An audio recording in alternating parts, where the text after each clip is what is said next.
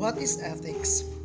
The term ethics is derived from the Greek word ethos, which means way of living.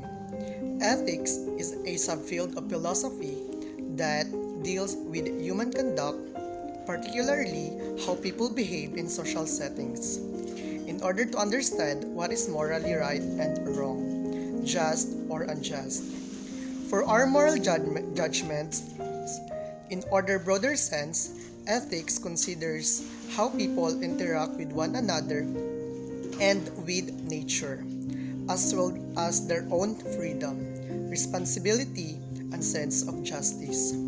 It might be argued that when ethics concentrates on the relationship that exists between humans and the rest of the world, it is generally concerned with human independence. Any objective study of the facts and ethical decision making both depend on this independence. When making a decision, people show that they are independent when they decide to break as many bonds with their indoctrination as they can.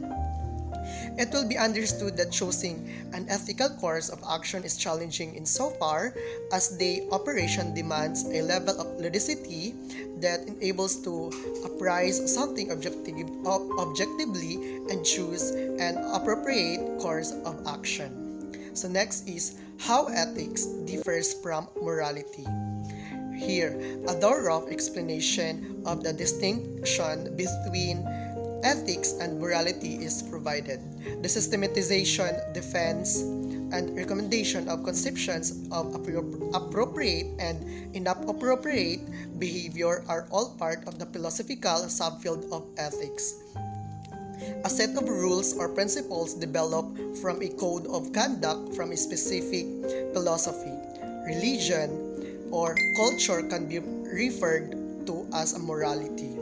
It might also come from a standard that someone holds dear. In order to distinguish clearly between ethics and morality, this topic is crucial. So next is how human acts differs from acts of men. It truly is just a scale issue. A man act is an individual act, whereas a human act is likely understood to represent conduct that is typical of our species as a whole. Because what each individual performs is not necessarily a behavior shared by the species. The cultural presumptions are often made. The distinction is frequently used to define deviance. For instance, a man might eat frog legs for breakfast, on the other hand, regardless of the meal's composition. It is typically normal for all humans to eat after awakening. Another example demonstrates how two concepts are related. Neil Armstrong was the first person to set foot on the moon, and his action was also an act of mankind. I hope that was useful. Next is how do you evaluate the stages of moral development posted by Lawrence Kohlberg. Kohlberg's theory consists of 6 stages arranged sequentially in successive tiers of complexity. He organized his 6 stages into 3 general levels of moral development. Level 1 is the pre-conventional level. The external control of morality is present at the pre-conventional level in order to avoid punishment or gain rewards. People abide by the rules that are set forth by authoritative persons. According to this viewpoint, doing what is right simply means getting away with it or doing what makes you happy. Stage 1 is punishment and submission of orientation. Behavior is influenced by the results. The person will comply in order to avoid being punished. Instrumentalism is purpose. Consequences once again dictate behavior. The person concentrates on getting rewards or meeting needs for themselves. Behavior is influenced by the results. The person will comply in order to avoid being punished. Level 2 is conventional level.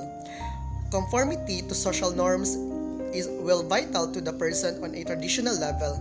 However, ties with other people and social structures begin to take precedence over self-interest. In an in an effort to gain the approval of others or the preserved social order. The person makes an effort to abide by the rules that are established by authorities such as parents, peers, and government. Stage 3 is orientation, good boy or nice girl. Behavior is influenced by social acceptance. By being a good person, that person hopes to keep or gain the love and acceptance of others.